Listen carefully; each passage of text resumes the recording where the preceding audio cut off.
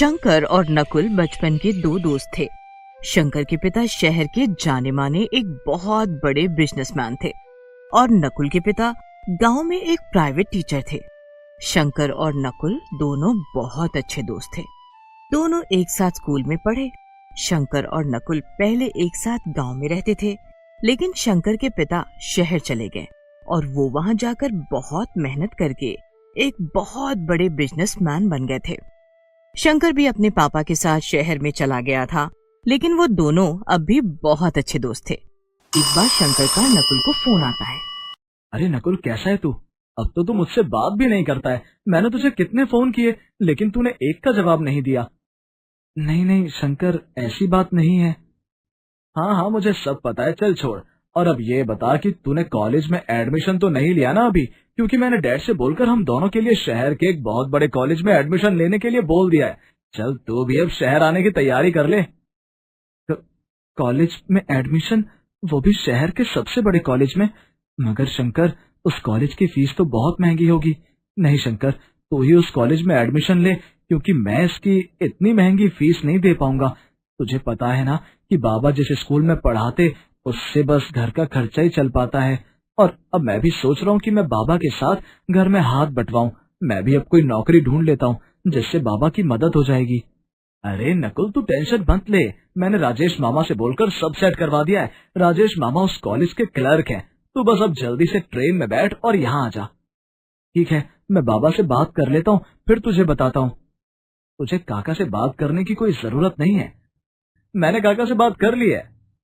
फिर अगले ही दिन नकुल ट्रेन में बैठकर शहर के लिए निकल जाता है। जैसे ही वो ट्रेन से उतरता है तो शहर की चकाचौंध को देखकर उसमें खो जाता है। तभी शंकर दूर से हाथ हिलाकर नकुल को बुलाता है, लेकिन नकुल शहर की चकाचौंध को देखकर उसमें इतना खो जाता है कि उसे शंकर दिखाई नहीं देता है। अबे यार, मैं तुझको कब से बोल रहा हूँ, तू सुनता ही नहीं है। नहीं यार, मैं बस देख रहा हूँ कि यहाँ कितनी अच्छी जगह है, क्योंकि तुझे पता है ना कि गांव में ये सब कहाँ देखने को मिलता है। चल अब यहाँ से घर चलते हैं, माँ पापा हमारा इंतजार कर रहे हैं। फिर दोनों बाइक पर बैठकर घर के लिए निकल जाते हैं। अगले दिन। अरे शंकर, तू अभी तक तैयार नहीं हुआ? जा जल्दी तैयार हो जा, हमें एडमिशन के लिए निकलना है। कहीं वहां लंबी लाइन ना लगी हो। नकुल, तू टेंशन मत ले, मैंने राजेश मामा से बात कर ली है। अपना काम आराम से हो जाएगा। राजेश मामा शंकर के मुंह बोले मामा थे, जो उस कॉलेज में क्लर्क थे। दोनों दोस्त बाइक से जैसे ही कॉलेज पहुंचते हैं, तभी शंकर अपनी जीन्स की पॉकेट चेक करता है। क्या हुआ यार, चलना अंदर। मुझे कॉलेज देखने की बहुत उत्सुकता हो रही है, और फिर हमें लेट भी तो हो रहा है। अरे यार, मैं तो घर से अपना आईडी कार्ड लाना ही भूल गया। उसके बिना तो फॉर्म भी नहीं भरा जाएगा। हे भगवान, यार तू इतनी लापरवाही कैसे कर सकता है? तुझे पता है ना कि उनके बिना फॉर्म नहीं भरा जाएगा, और हम वैसे ही बहुत लेट हो गए हैं, और अगर वापस से घर जाएंगे तो और लेट हो जाएंगे। उसे परेशान देख नकुल बहुत परेशान हो जाता है कि तभी शंकर जोर जोर से हंसता है।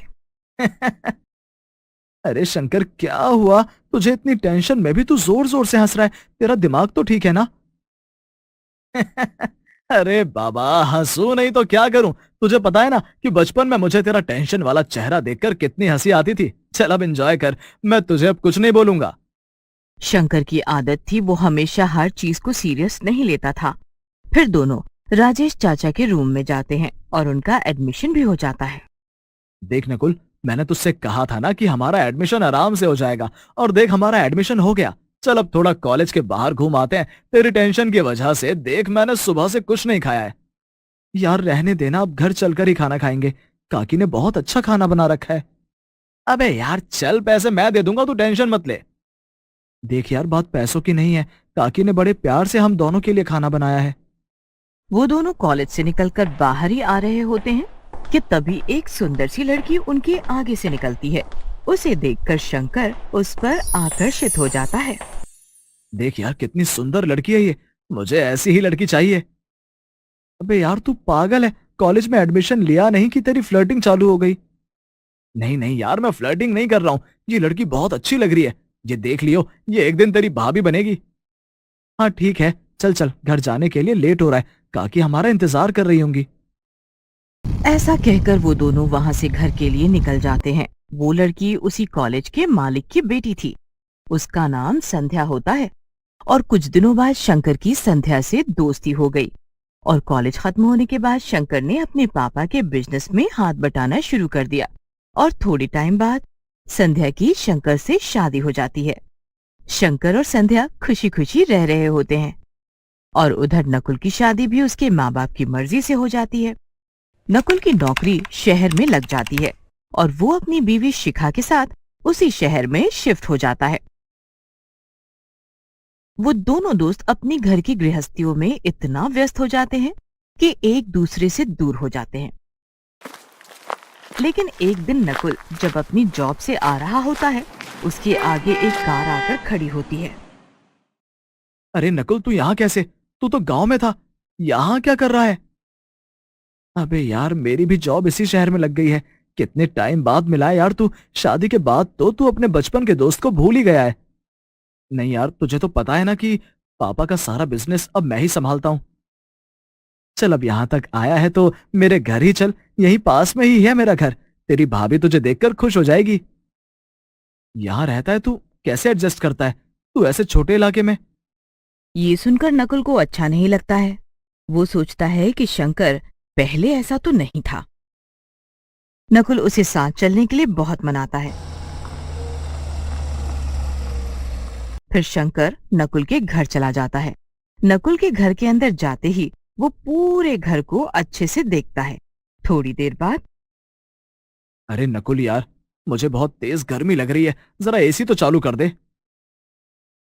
यार, मेरे घर में एसी तो नहीं है, तू रुक, मैं खिड़की के दरवाजे खोल देता हूं। नहीं यार, रहने दे, अब मैं चलता हूं। अरे यार, थोड़ी देर तो रुक, तेरी भाभी तेरे लिए अच्छा सा खाना बनाकर लाती होगी। नहीं यार, तू रहने दे, मुझे लेट भी हो रहा है और तेरी भाभी भी मेरा इंतजार कर रही होगी। और हाँ, अगले हफ्ते हमारी शादी की सालगिरह है, तो जरूर आइयो और भाभी को भी लेकर आइयो। ऐसा कहकर वो चला जाता है। तभी उसकी बीवी नकुल से बोलती है, अजी, ये कैसा दोस्त है आपका? कितना घमंड है इसे अपनी दौलत पर। ये सब सुनकर नकुल को भी अच्छा नहीं लगता है, लेकिन वो कुछ नहीं बोलता है और अगले हफ्ते अपनी बीवी को लेकर उसकी शादी की सालगिरह में पहुंच गया। शंकर का घर एक बड़े बंगले की तरह था।